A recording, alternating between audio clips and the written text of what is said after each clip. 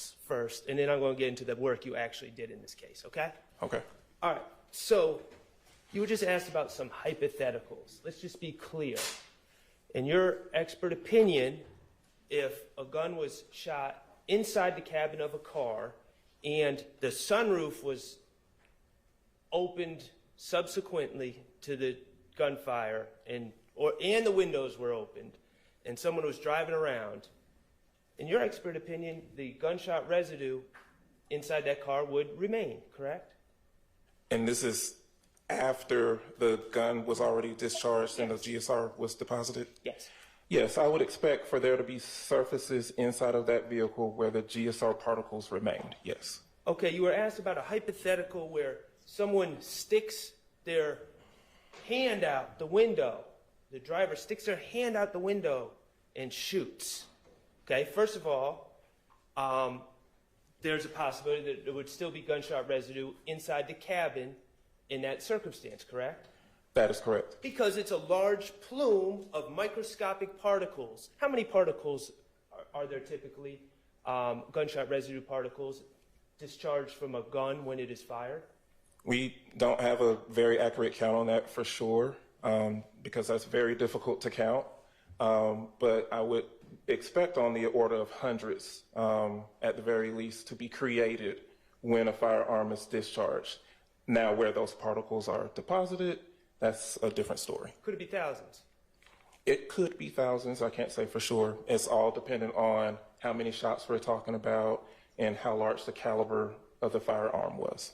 And let me ask you this. So 3 to 4 shots fired outside the car, inside the car, either way, that would increase the amount of particles that are expelled from the firearm 3 to 4 times, correct? Yes, it would, yes. That would make it more likely, even if a gun is shot outside a window, that there would be gunshot residue within the cabin that could be detected by you later on, correct?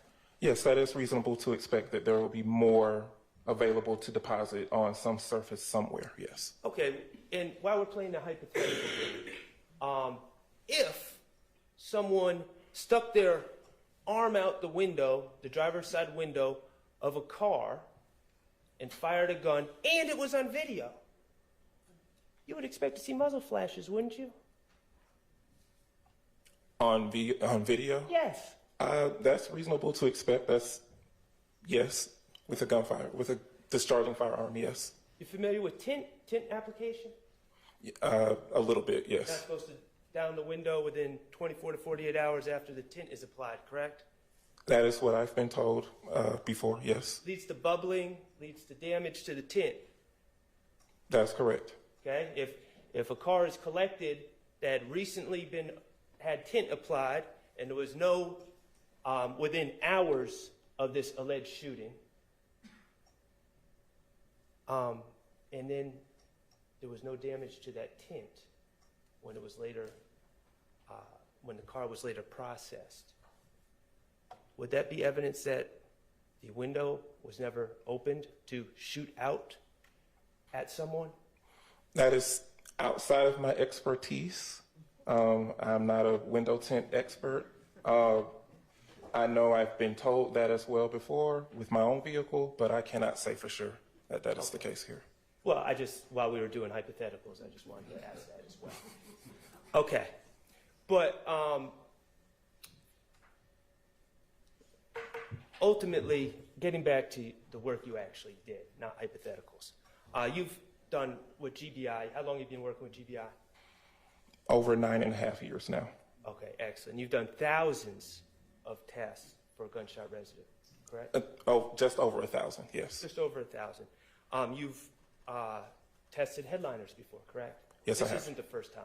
No, it's not. Okay, headliners are a relatively common part of a car to be collected to test for gunshot residue, correct? To either be collected or someone has sampled a headliner and submitted it to us, yes. And the reason is because the headliner, where it's situated in the car, would be a place where the gunshot residue, if the gun is fired in the car or even potentially outside the car, would be a place where gunshot residue would be deposited, correct? That is correct. A good area for them to be retained if they were indeed deposited. And you said retained. retained. Also, the headliners, they're a cloth fabric, correct? That's correct. Textiles. Typically. Textiles, Yes. correct? Correct. Different than a hand where you sweat and different things of that nature. These textiles tend to maintain and absorb absorb's a bad word, maintain the gunshot residue particles better than skin, for instance. That's correct. Any item that's of cloth material or textile has the ability to hold on to or retain GSR particles better than a harder surface or better than a person's hands, simply due to the fact that we use our hands a lot. The more you're touching surfaces, you're going to lose those particles, or just washing your hands will cause you to lose all of those particles. Okay. And in your work on this case, you took the headliner and you dabbed it with those sticky tabs, correct? That is correct. Did everything by the procedures as you were taught, correct?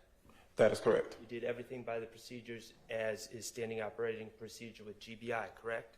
That is correct. Okay.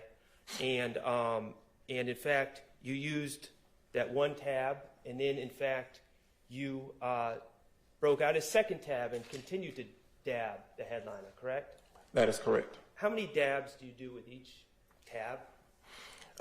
Again, per our policy and our standards, we are to, and then it's at the discretion of the examiner, but we will continue to dab until the tackiness or the stickiness of that adhesive surface is lost. And at that point, then you can move on to a second stub or third or however many there were, or be finished with your sampling process. So in this particular case, I can't really tell you for sure how many dabs that was. Maybe a couple dozen or more than that, but I can't tell you for sure. We don't notate how many dabs there were. All right. And you said that just dabbing, you probably didn't cover the entire surface of the headliner, correct? That is correct. Okay, but the reality is you don't need to effectively test for gunshot residue, correct? That is correct. Again, unfortunately, just due to the nature of the sampling process, we can't get to every square millimeter of that entire surface. So it's possible that some things could have been missed, but this is a sampling process that is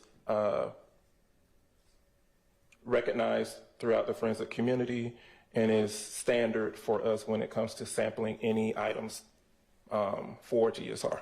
Well, and the reality is when we're talking about GSR, a gun doesn't disperse GSR to one little spot, all the GSR to one little spot on a headliner. It sends a plume, correct? That's correct. A plume or a cloud, yes. And so when you're saying we didn't cover every little spot, in your training experience using, in fact, not only one tab, but two tabs and dozens of dabs, in your 9.5 years experience, you dabbed enough to get an accurate representation of whether that headliner was exposed to a plume of gunshot residue, correct? Yes, that's correct. You felt great about the work you did. You followed all the procedures. Yes, I did feel good about the sampling process that I did. Okay.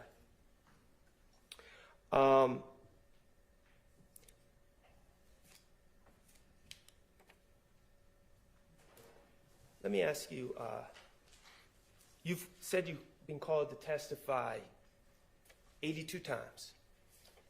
When it comes to GSR, yes. Is it fair to say that the majority of those times you came to testify in court, the GSR was positive? You said the majority of the time? Potentially. Potentially. Okay. Has the state called you personally as an expert in gunshot residue at times when the result was positive? Yes, they have. Okay. And when the result was positive, you came and shared with the jury about what the results were?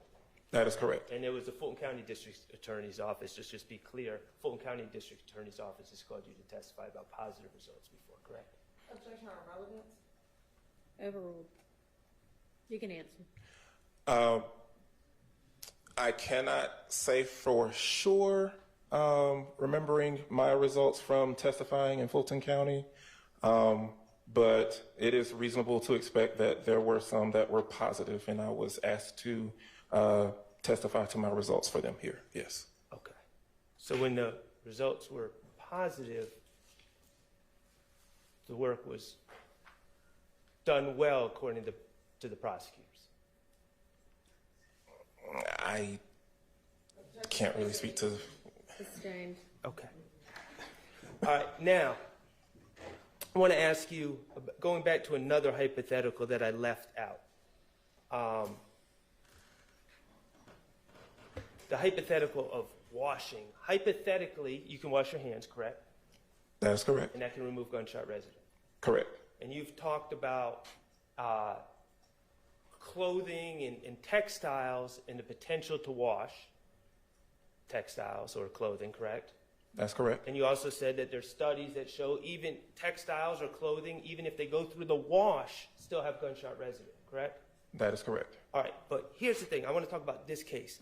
Do you have any evidence? Is there any evidence that you noted in your report, any evidence that this headliner had been washed? There's no evidence that was noted or given to me that would indicate that it had been washed, but I would never really know for sure. Based off of what I am given to examine for the GSR analysis. Well, I want to talk about the premise of the hypothetical. You do not have any evidence that this headliner was washed. No, I do not. Okay. All right, and ultimately, the results, well, we talked about hundreds or thousands, or you said maybe thousands, of particles. What is the threshold? I know that you said it's negative. The headliner was on each and every one of those tabs. When you looked under the scanning electron microscope with the beams, the electron beams, the result was negative. But what I want to know, what is the threshold for a positive? We don't really use the word positive. It's just, is the GSR there or not? And all you need is just one particle to say that, yes, there are particles characteristic of GSR present on this surface. So all you need is one particle under that scanning electron microscope with the electron beams to be a positive result. That is correct. And in this case, the result of that headliner was negative, meaning you did not even see one particle of gunshot residue on that headliner. That is correct.